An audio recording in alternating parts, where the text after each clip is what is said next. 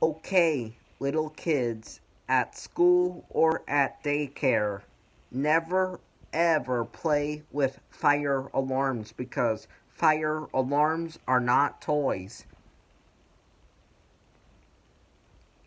They are very serious life safety devices that alert people when there is a fire in the building and they must evacuate the building immediately, and also notify the fire department to come and put that fire out.